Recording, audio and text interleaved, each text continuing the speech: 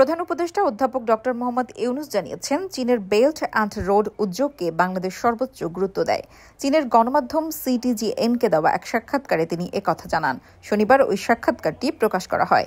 সাক্ষাৎকারে চীনের সঙ্গে থাকা সম্পর্ক নতুন উচ্চতায় নিয়ে যাওয়ার আশা ব্যক্ত করেন প্রধান উপদেষ্টা। বাংলাদেশে চীনের বিনিয়োগ এবং শিল্প কারখানা স্থানান্তর করার আহ্বান জানান তিনি।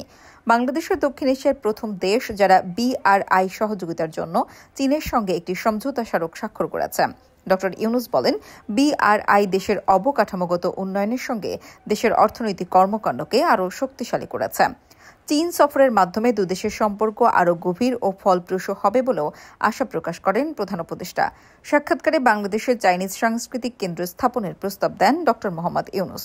এর মাধ্যমে দুদেশের সাংস্কৃতিক বিনিময় সম্ভব হবে।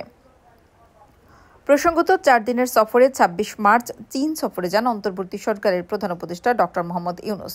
এরপর বোয়াও ফোরাম ফর এশিয়ার মহাসচিবের আমন্ত্রণে 26 ও 27 মার্চ দেশটির হাইনান প্রদেশে অনুষ্ঠিত BFA বার্ষিক সম্মেলন 2025-এ যোগ দেন তিনি। সম্মেলনের সাইডলাইনে ডক্টর ইউনূসের সঙ্গে সাক্ষাৎ করেন চীনের স্টেট কাউন্সিলের ভাইস প্রিমিয়ার ডিং জুয়েশিয়াং। চীন সরকারের আমন্ত্রণে বেইজিং সফর করেন প্রধান উপদেষ্টা। সফরে চীনের প্রেসিডেন্ট শি জিনপিং এর সঙ্গে দ্বিপাক্ষিক বৈঠক করেন ডক্টর ইউনূস। সেখানে দেশটির ভাইস প্রেসিডেন্ট হান ঝিং এর সঙ্গেও সাক্ষাৎ হয় বাংলাদেশের অন্তর্বর্তী সরকার প্রধানের। চীনে 4 দিনের সরকারি সফর শেষে শনিবার রাত 8:10 প্রধান উপদেষ্টা ও তার সফর সঙ্গীদের বহনকারী একটি ফ্লাইট ঢাকার হজরত শাহজালাল আন্তর্জাতিক বিমানবন্দরে অবতরণ করে।